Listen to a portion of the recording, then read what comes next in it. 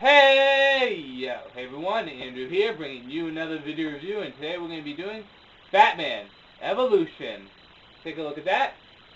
About bloody time I do this review. I promised this a few months ago, I just haven't had time to get to it. Batman Evolution is the first story arc in the New Gotham era, which takes place directly after No Man's Land. And Gotham is nice, it's rebuilt, it's pristine, clean, and new. Well, as clean as Gotham can get. And being Gotham, there's always trouble going around. Now, the main villain in this is Ra's al Ghul. However, he doesn't really make too much of an appearance. It's more or less his lackey. And even out of his lackeys is more or less this girl named Whisper. Now, Whisper is going around to all the Gotham gangs and making them mass-produce this serum to give eternal youth. Of course, Ra's al Ghul, nothing is as it seems, and whereas it may give eternal youth, it also splices your DNA with animal DNA. See, Whisper is a product of this. She's actually over 90 years old, but she has snake DNA, so you see her sometimes shedding and then have the forked tongue and fangs and, the snake eyes. So her condition is less so than some other people that may mutate. But she is a product of this serum. And of course, Batman has to go and stop all this. And Batman has to deal with Whisper not only as Batman, but also as Bruce Wayne. In addition with dealing with Ra's al Ghul and his master plan, he also has to deal with the new Gotham citizens bumping heads with the old Gotham citizens because they just don't really like each other. Now eventually it all culminates with a big showdown with Batman and Ra's al Ghul, and things are very personal with Batman and Ra's al Ghul at this point because I think the last time they met was in the Tower of Babel storyline in Justice League of America, where Ra's al Ghul used Batman's secret files to take down the Justice League. So Batman's pretty pissed off. And so he goes to deal with Ra's al Ghul. And the end, it's there. I don't want to ruin the ending for you. With that said, let's get on to the good, the bad, and whether or not you should get it. Well, the first thing is the good. This is not an epic storyline. It's not something personal to Batman's life. This is a normal Batman case. Or at least as normal as Batman cases can get. But the fact is, this is just kind of a normal story. Which is nice sometimes. It's nice to have a casual read where it's not epic, where it's not momentous, that you have to feel that epic feeling, which is a great feeling.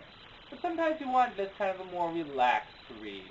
And, graphic novels like this deliver. Like Blind Justice is another graphic novel. There wasn't anything epic about it, but it was nice because it was a relaxed read.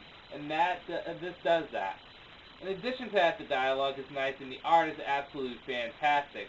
At first, you'll hate the art. You'll be like, what the living fuck is this? But after a while, you'll grow used to it and you'll be like, oh, this is actually really nice. I didn't like the art at first, but I grew to love it. The art has kind of like a simple kind of art design, and it uses only like 3 colors, which is either black, white, and then an alternate color like yellow or red or blue or green.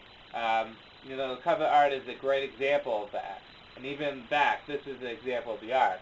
At first you may not like the art, but you'll start to like it and you'll really appreciate it for being something different and being nice. With that said, let's go into the bad.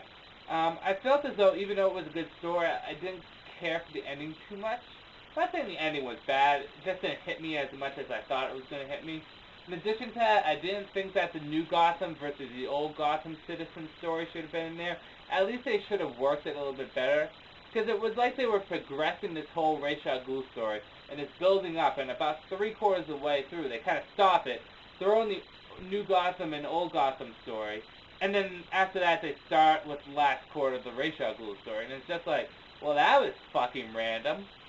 But, besides those 2 points, I have to say, Batman Evolution is one of the hidden gems of Batman collections. Is it the best Batman graphic novel? No. But I think most readers will actually enjoy it and find it very, very fun to read. I suggest getting some of the major Batman titles first, like Nightfall or like Year One and stuff like that. But, right after No Man's Land, you should pick this up and read this because this, this is right after No Man's Land, so it'll flow very well. With that said, I'm going to end this review here. Pick up Batman Evolution. It's a great graphic novel. It's not that much money. It's only $12. It's not bad, and it's pretty thick, too. So pick it up. You'll enjoy it. With that said, I'm going to end the review here. This is Andrew saying peace out for now.